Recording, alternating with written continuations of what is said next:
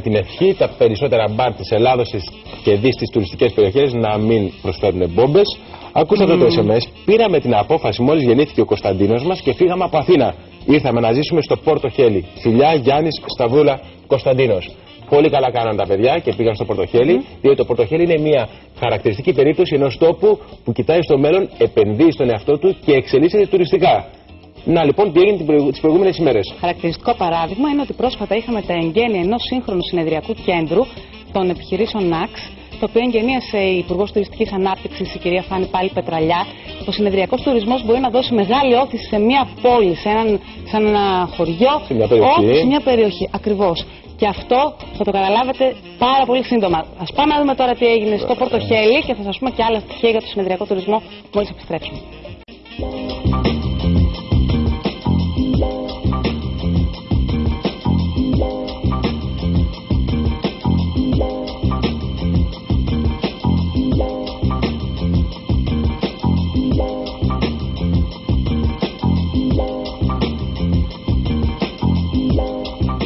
Στο Πόρτο Χέλι βρέθηκε η Υπουργός Τουριστικής Ανάπτυξης κυρία Φάνη Πάλι Πετραλιά για να εγκαινιάσει το συνεδριακό κέντρο του ομίλου EKS Hotels.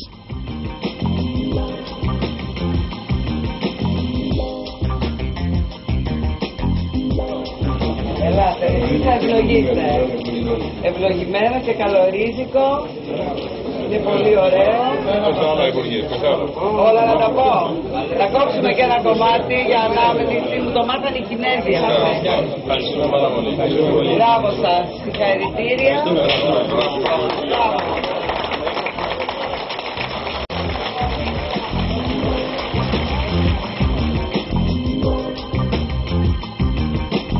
Η παρουσία της Υπουργού Ανάπτυξης στα εγγένεια του Συνεδριακού Κέντρου αποδεικνύει την προσπάθεια του Υπουργείου για την ανάπτυξη του θεματικού τουρισμού και δι του συνεδριακού στη χώρα.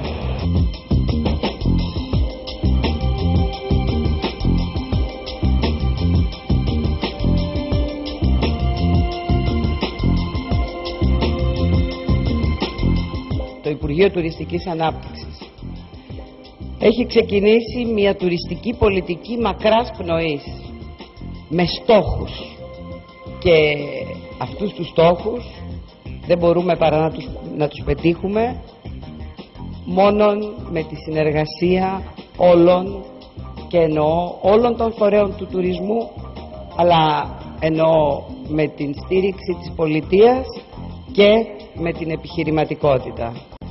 Είμαστε ένας τόπος μοναδικός. Έχουμε ένα πολύ ισχυρό συγκριτικό πλεονέκτημα.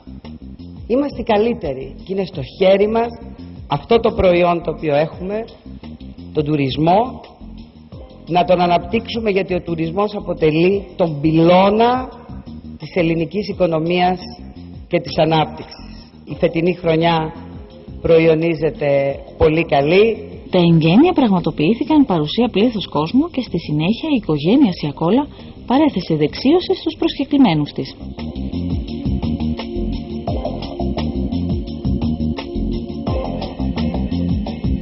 Το νέο συνεδριακό κέντρο έχει συνολική επιφάνεια 14.000 τετραγωνικά μέτρα, εκτείνεται σε 3 επίπεδα και διακρίνεται για τους πλήρως εξοπλισμένους και υψηλής αισθητικής χώρους του.